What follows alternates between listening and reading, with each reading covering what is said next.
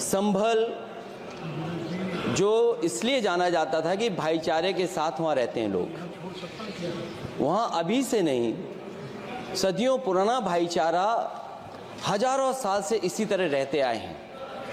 लेकिन अचानक ये जो घटना हुई है, ये सोची समझी रणनीति के तहत वेल प्लान्ड हुआ है और वहाँ के भाईचारे को गोली मारने का काम हुआ है। जो घटना हुई है वो सोची समझी साजिश है।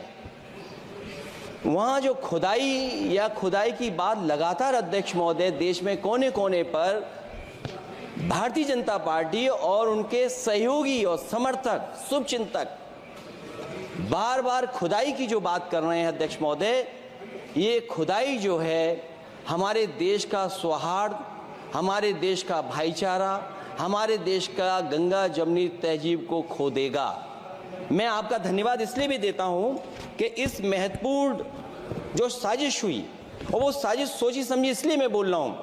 उत्तर प्रदेश का चुनाव था, पहले 13 तारीख को चुनाव होना था और 13 तारीख के चुनाव को उन्होंने बढ़ा करके 20 तारीख कर दिया। और इस जो घटना है मैं आपके सामने पढ़ना चाहता हूं। अध्यक्ष महोदय, ये यात्रा रुकी क्यों नहीं है? यात्रा ले जाओ दूसरी तरफ।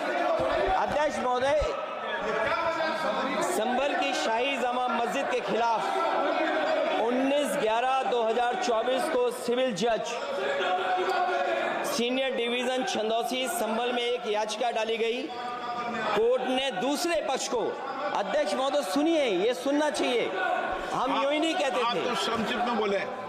अध्यक्ष महोदय, हम यूं ही नहीं कहते थे कि संविधान ये मानती नहीं सरकार, हम यूं ही नहीं कहते थे कि संविधान नहीं मानती।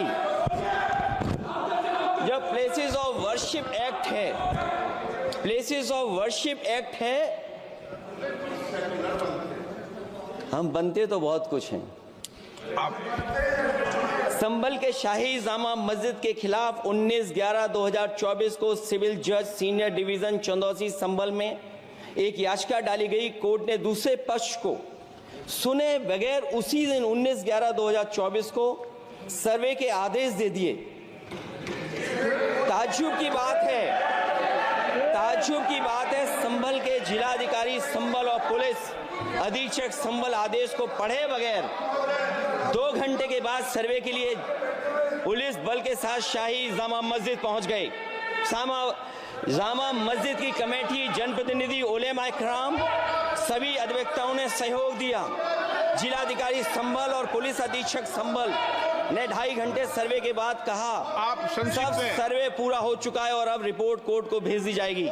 लेकिन दिनांक 22/11/2024 फ्राइडे को जुमे की नमाज के लिए लोग नमाज अदा करने के लिए जामा मस्जिद पहुंचे, लेकिन पुलिस प्रशासन ने बैरिकेड लगा दिया ताकि लोग नमाज न पढ़ सकें।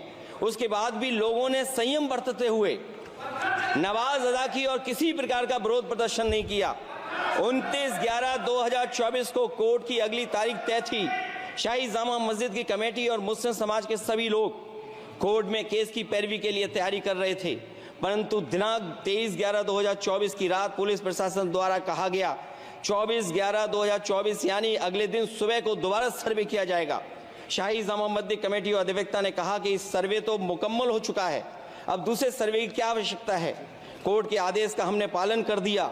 अगर दूसरे सर्वे कराना है तो दोबारा आदेश करवाएं, कोर्ट के आदेश के बाद हम दोबारा सर्वे करा देंगे। लेकिन जिलाधिकारी संभल और पुलिस अधीक्षक संभल ने कोई सुनवाई नहीं की और तानाशाही दिखाते हुए सुबह के वक्त से पहले शाही जामा मस्जिद आ गए।